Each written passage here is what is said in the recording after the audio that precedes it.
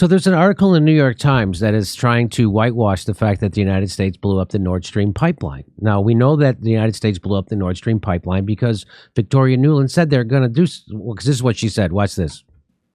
With regard to Nord Stream 2, we continue to have very strong and clear conversations with our German allies, and I want to be clear with you today. If Russia invades Ukraine, one way or another, Nord Stream 2 will not move forward. So what they did was then provoked that attack by they kept shelling the Donbass, the eastern part of Ukraine. And so then Russia would invade to protect those people. They provoked it. They ramped up the bombing, in fact, in February for this very thing so they could stop the Nord Stream pipeline. And why do they want to do that? Because the United States wants to sell liquefied natural gas to Europe. That's why. So that's what this is all about. And he even confirmed it. Biden confirmed it. If Russia invades, tanks or troops crossing the border of Ukraine again, then there will be no longer a Nord Stream 2. We will bring an end to it. How will you do that? How would you do that? How would you do that? Well, they would blow it up. That's how they would bring an end to the Nord Stream pipeline. Because when they did that, guess who tweeted this out? Thank you, the United States, for blowing up the Nord Stream pipeline. Who is that guy? He's the chairman of the European Union and USA delegation for the Friendships Group, senior fellow at Harvard, all that stuff. So he's the top diplomat. He knows who did it, so we all know who did it. But now the New York Times is pretending like we don't. Because the New York Times, again, no matter what story they cover, I could cover it better. That doesn't mean I'm a good reporter. What that means is they're shitty and they're bought. And that I don't have those constraints, so I can tell you the truth about Nord Stream pipeline, which is what I just did. So I already covered the story better than the New York Times is going to. I'm going to show you how poorly they covered this. This is kind of amazing. So this is the Nord Stream attack is a mystery. It's a mystery, Nick. Nick, did you know that the Nord Stream pipeline attack is a mystery to the geniuses at the New York Times? Who the fuck wrote this article? Could you go Wasn't Germany and Europe trying their best not to name the United States, even though it's obvious they did? Yes. Has been extremely enjoyable to watch. Yes. They've been twisting themselves in the press to do that. But go ahead, Jimmy. Please find out who wrote this article. Right. Thank you. The Nord Stream attack, listen to this. I'm only going to show you some of it. It's a long article. I'll only show you some of it. The Nord Stream attack has been a wartime mystery. Surely a coincidence that U.S. helicopters are floated in the area. Surely a coincidence. Surely a coincidence. It's a prompting finger pointing and speculation about how, in an era of constant satellite surveillance, in the midst of an energy crisis, and with Europe on alert because of the war in Ukraine, a vessel could creep up on a crucial energy conduit, plant a bomb, and leave without a trace. Well, maybe because it was being done by the biggest global superpower. Maybe that's how it was done. Okay. The key question is not what kind of surveillance there was, but why the lack of surveillance for this pipeline? Because they wanted to blow it up. The fuck? Why weren't there more National Guard or cops at the Capitol on January 6th? Because they didn't want to stop those people. They wanted to provoke them. Russia has a history of using energy to exert, and this is the New York Times talking, and that's why I'm showing you this, to show you just how horrible the New York Times reporting on war is and why I can do a better job. This was written by Rebecca R. Ruiz and Justin Schneck, which are very good propagandists for the war. Yeah. I'm sure they come from great universities and they want to be stars, which is why they're journalists and which is why they're probably horrible journalists. Well, this proves that they are. Russia has a history of using energy to exert influence and has an interest in fracturing alliances with Europe. But the theory that Russia carried out the blast, repeated often by Western officials, has only gotten more complicated. Gotten more complicated means that story is completely falling apart. That's what it's gotten more complicated. The idea that Russia blew up their own pipeline instead of just flipping the switch to turn it off. Why would they blow up their own pipeline? One repair estimate starts at $500 million. That's how much the repair costs. The injuries raise the question of why, if Russia bombed its own pipelines, it would begin the expensive work of repairing them. Why would they do that? New York Times doesn't know. They don't get it. It's like, none of this makes sense to us over at the New York Times. Don't you love how they're not curious at all? The same way they had no question to ask about that. No question to ask about Epstein. When no question to ask, they're the least curious people you can find on the planet. Least. And they apparently don't understand that 2 + 2 = 4. They can't put anything together. They can't put anything together. Oh, you're doing your own research. So watch this. Why?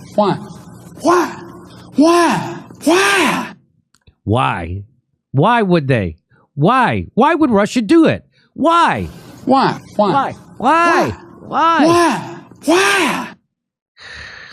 But the biggest argument was that Nord Stream would make so there was a lot of people in Europe that didn't want the Nord Stream pipelines. They said Poland, other countries didn't want the Nord Stream pipeline, and they gave a bunch of bullshit reasons, but this is the real reason. The biggest argument was that Nord Stream would make Europe too reliant on Russian gas, giving Moscow a lever over the European Union with its ability to turn off supplies, which only goes to the point of why would they blow up their own pipeline if they could just turn it off? Soon after Nord Stream 1 went online, there's two of them. There's Nord Stream 1, Nord Stream 2 went online. The Kremlin started pushing for another set of pipes. The second pipeline, known as Nord Stream 2, has been even more contentious, with most of the European Union and the United States, under both President Barack Obama and President Trump, opposing the Nord Stream pipelines. And here's what I tweeted. I said, amazing to me that people are so easily propagandized that they think the United States government cares about the people of Ukraine.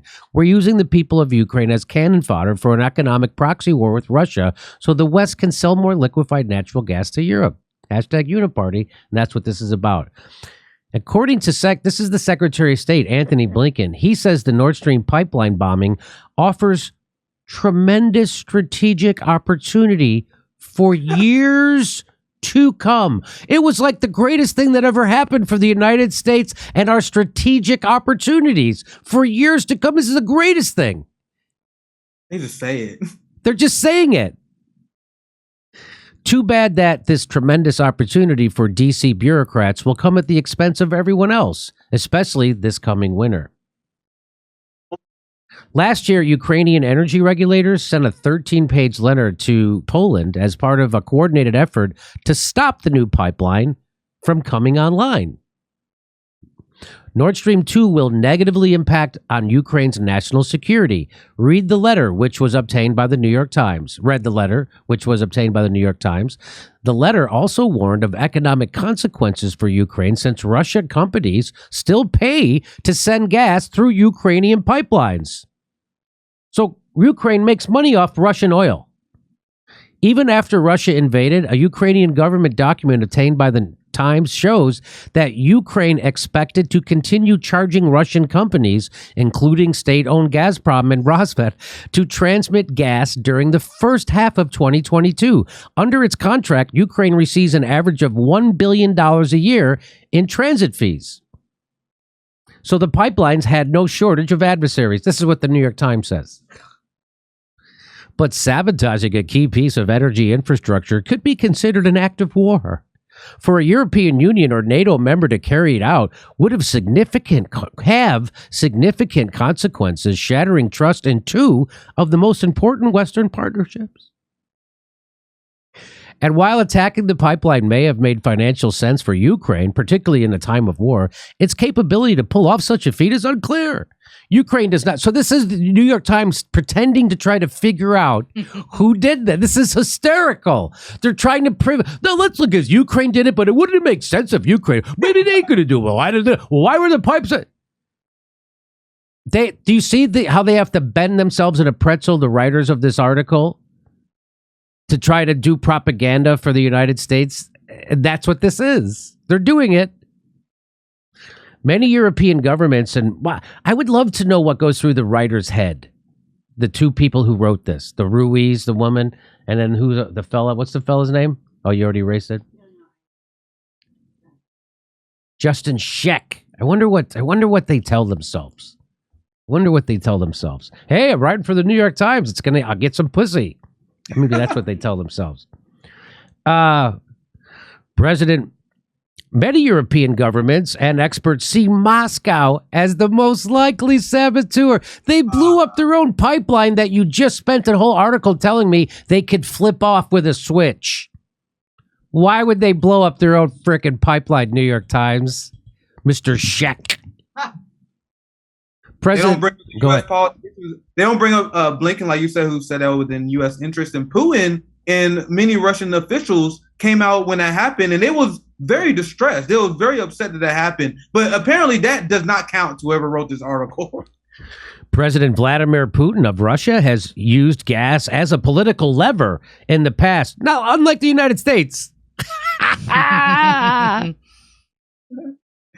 You see them saying Putin weaponizing winter. He's a sort of sorcerer now because apparently they forgot that war is fought in the wintertime as well. But the explosion does not neatly benefit Russia. This is them pretending to be even-handed. This is what the New York Times goes, yeah, but you know what? It doesn't. Maybe Russia doesn't really make sense. You know the thing the pothead comedian beat me to 5 fucking hours ago? It must keep paying transit fees to Ukraine. It cannot easily use the promise of cheap gas to cleave Germany from European allies, and it faces hefty repair costs. Yeah, that's why they didn't do it. But the sabotage all but guarantees that gas prices will be uncomfortably high for Europeans until spring. That's why the United States doesn't give a shit, because now we get to sell them liquefied natural gas at higher prices. And it creates an incentive for the European Union countries to push Ukraine to negotiate a quick ending, since the war threatens the land-based pipes that bring gas west. The fact that one of the Nord Stream 2 pipes remains intact also means that, in an energy crunch, Germany could reverse course and allow that pipe to start pumping gas. With scant evidence from the seabed, a breakthrough may rely on intelligence service wiretaps and human sources. We don't need this. If there is a breakthrough from the intelligence service, it will be a lie.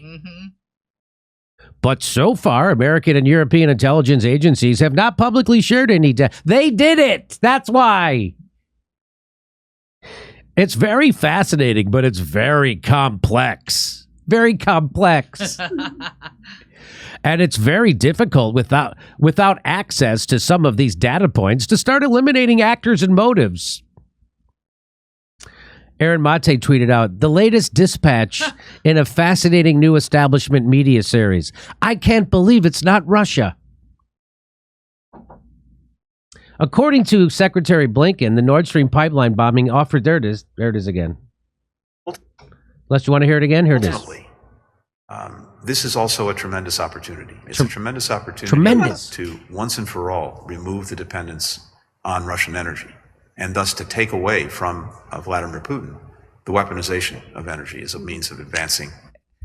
They're going to take away from Putin the ability to weaponize energy. And how did they do that? By blowing up the energy supply to Europe, making them pay way higher prices. A lot of them are going to freeze and die, and then we're going to supply the gas. Oh, we're such do-gooders. Well, what does that say about European leaders that they take this? Do you hear what you just said? Yes. You got to wean European leaders from Russian gas. How is that your decision to make?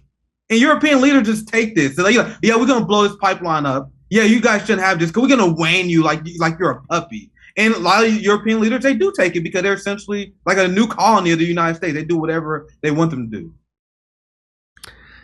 Okay. Nick, thanks for being our guests. Thanks for coming on. I hope you had fun. Everybody check out Nick. Some work over at the Revolutionary Blackout Network. They do great work over there. And they actually speak truth to power, which is very, very rare on YouTube. It's funny. It's funny. Yeah. They come on YouTube and they act just like Chris Hayes. It's fucking amazing.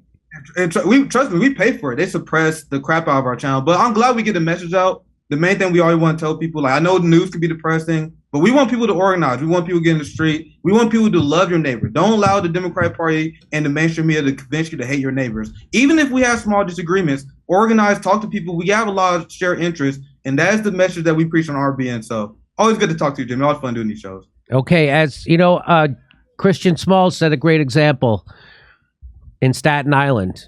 we have a common enemy. And so he organized a bunch of lefties. He organized a bunch of Trump voters because we have a common enemy. And that is the thing that scares the shit out of the establishment the most, Nick, is when people from the left and right realize that they have a common enemy and that they have shared interests, because we actually do have shared interests. A lot of people want to end those wars, want to invest that money back here. A lot of people want healthcare that doesn't bankrupt us. A lot of people want a living wage. So there's a lot of people want free speech. So there's a lot of stuff happening that we agree with, that we can come together, and that's the way things get done. That's how we can fight back against this when people like, anyway, that's it. Nick, thanks very much. Talk to you soon. Doing stand-up comedy in March 5th in Tempe, Arizona, March 25th in Palm Springs. April, we're going to Milwaukee, Minneapolis, Nashville, Tennessee. Go to jimmydore.com for a link for all the tickets.